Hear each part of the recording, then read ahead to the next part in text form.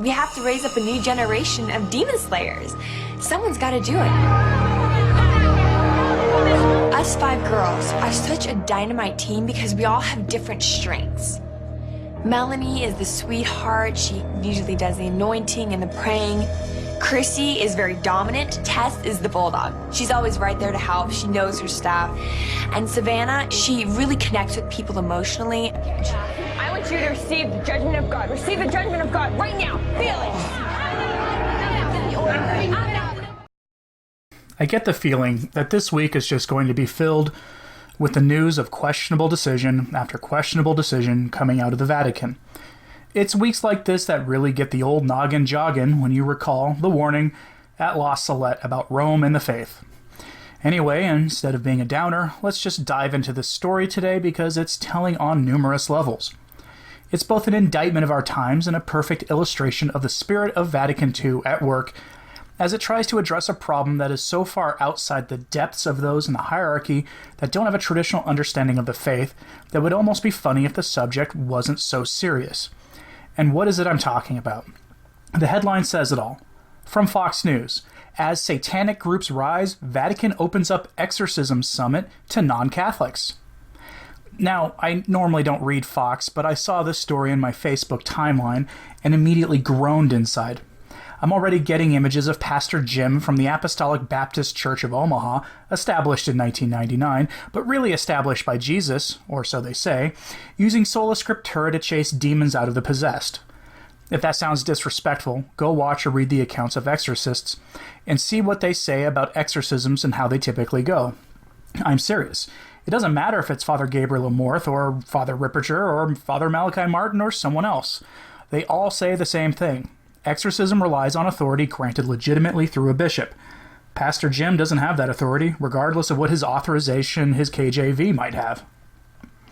The article recounts how there has been a rise of exorcisms in recent years. They're not kidding either. According to, well, virtually every exorcist out there right now, there has been an increase in the need of exorcism, not necessarily because the demons are more active than they have been in the past, but because our culture glorifies paganism and the occult. And I'm not talking about dorks in leather pants and hard rock bands either. I'm talking about popular culture, whether it's movies or television promoting the occult, or the spread of tarot and similar practices among young people, or the rise in numbers of practicing self-described witches, or any number of other similar things going on in the broader culture at this moment. Father Vincent Lampert told the National Catholic Register in a 2017 interview that this activity is on the rise because of this kind of activity, which enables entry by demons. Quote, "The problem isn't that the devil has upped his game, but more people are willing to play it." End quote. Father Lampert pointed to rampant pornography, illegal drug use, and of course, the occult. Father Lampert again. Where there's demonic activity, there's always an entry point, he says, and our culture rots under the weight of that influence. But back to the Fox article. I'll quote the article directly because it says a lot. According to Fox, quote, about 250 members of the Catholic, Anglican, Lutheran, Greek Orthodox, and Pentecostal churches are attending a week-long intensive course called Exorcism and the Prayer of Liberation. Oh boy, which wraps up on Saturday at the Pontifical Athenaeum Regina Apostolorum, a Catholic educational institute in the capital of Italy. Catholics are by no means the only Christians who have developed methods to help possess people or to rid a space of evil spirits. Father Pedro Barrajon, an exorcist from Spain who was in charge of the programming at the conference, said, according to the Daily Beast. This is the first time we have included so many other religious representatives to share how they do this work. We think collaborating will help us create best practices, end quote. As if the Catholic Church can learn how to fight demons from non-Catholic groups. Give me a break. And that, my friends, is the spirit of ecumenism taken to its most dangerous and logical conclusion. God have mercy on us. While the Fox article doesn't go on to say what kind of faculties the Protestants will get, if any, it does go on to describe the difference between major and minor exorcisms and points out that minor exorcisms can be performed by anyone, including laypersons. Let's all hope and pray that this is all that these ministers from other faiths are getting themselves involved in because they tread on extremely dangerous ground otherwise. For those curious, this is what the current Code of Canon Law says about exorcisms. Canon 1172, subsection 1. No one can perform exorcisms legitimately upon the possessed unless he has obtained special and expressed permission from the local ordinary. Subsection 2. The local ordinary is to give this permission only to a presbyter who has piety, knowledge, prudence, and integrity of life. So then how can the Church legitimate exorcisms made by non-Catholics? This flat out ignores Canon 1172 to the point of absurdity. Must everything get sacrificed on the altar of ecumenia? Unless, of course, we're talking about minor exorcisms. But if that's the case, why the training? You and I can learn how to do that from a priest in a literal 5-minute conversation. But why the need? Aside from our living in a clown world pornocracy, here's a fine example of our current situation. The U.S. government has granted the Satanic Temple tax-exempt status as a religion. Yes, that organization that has said it is religion, but is obviously just a parody of organized religion, has gotten a tax exemption from the IRS. Fun times. Based out of Salem, Massachusetts, because of course they are, the Satanic Temple was awarded tax exemption after spending many years advocating for the end of tax-exempt status for various Christian groups and, of course, for the Catholic Church. They call themselves non-theistic, kind of like Buddhism, I guess, but for jerks. The temple was founded to react to and to restrict Christianity in public life. In the past couple of years, they defended abortion on religious freedom grounds, saying that they considered it a sacrament. I wish I was kidding about that. I really do wish I was. The spokesman for the Satanic Temple is a person calling himself Lucian Greaves, I seriously doubt that is his actual name, who said in a Fox interview that Satanism is here to stay, and that he hopes that this would lay to rest any suspicion that we don't meet the qualifications of a true religious organization. Their IRS file lists their cause as Christian, because anti-Christian or anti-Logos was probably not one of the available options.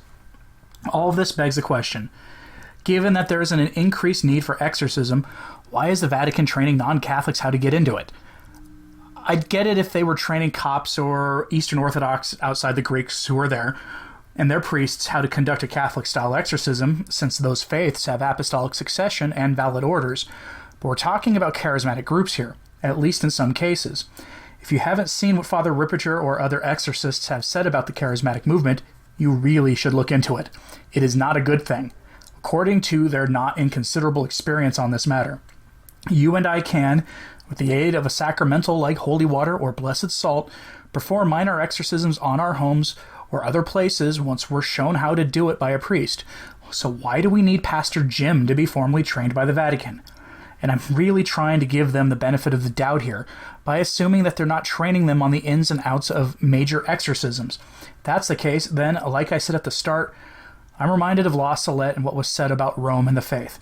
Especially said that this included learning from other Christian groups how they do these things.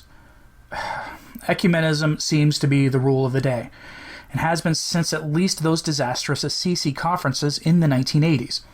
Insight into this exorcism's potential debacle can be found in something that recently leaked online, the draft of the new Roman Curia Constitution.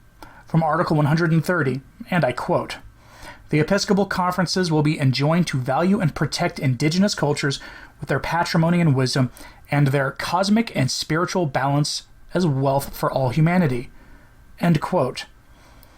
Respecting indigenous cultures and such? Sure, I guess. Respecting them for their spiritual balance as wealth for all humanity? What? That is ecumenism taken to its conclusion. No longer is there a call to send missionaries to visit indigenous peoples and to convert them, although there are some Catholic groups who still do that, and more power to them. Using the aspects of their own cultures that point to God as a means to convert them to the true faith is great.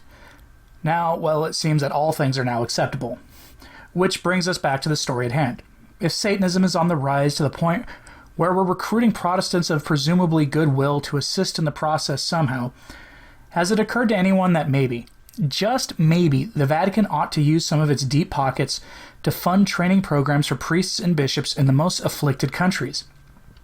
Maybe a reform of the seminaries is in order, with introductory training appropriate to the state of the seminarian being mandated before or during the transitional diaconate. I'm just spitballing here. I'm stuck on this because of the kinds of things St. John Vianney would say to Protestants in his day, and how this attitude we see today, embodied in this act from Rome, is literally the opposite of the attitude of the hierarchy from more sane times. It boggles the mind for those of us paying attention.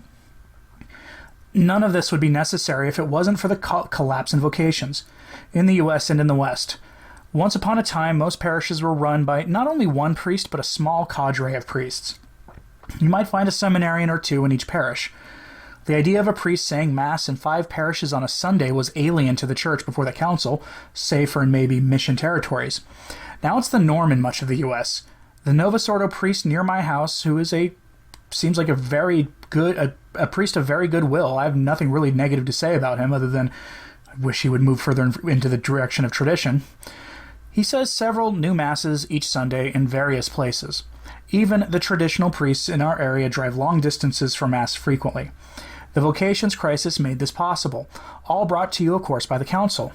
And if you don't believe me about that, you can look at vocations numbers in the Church before and after the Council. There are charts online that perfectly illustrate what I'm driving at here. In an ideal situation, the very idea of Protestants conducting exorcisms would have been laughed at by the authorities in Rome. Not so much today. Please pray for good men to answer God's call to become priests, and pray that good priests seek out the training they need to fight the devil in the world today. Our times are dark and we desperately need good shepherds. Thanks for listening and for your support. I'm Anthony Stine. Ave Maria.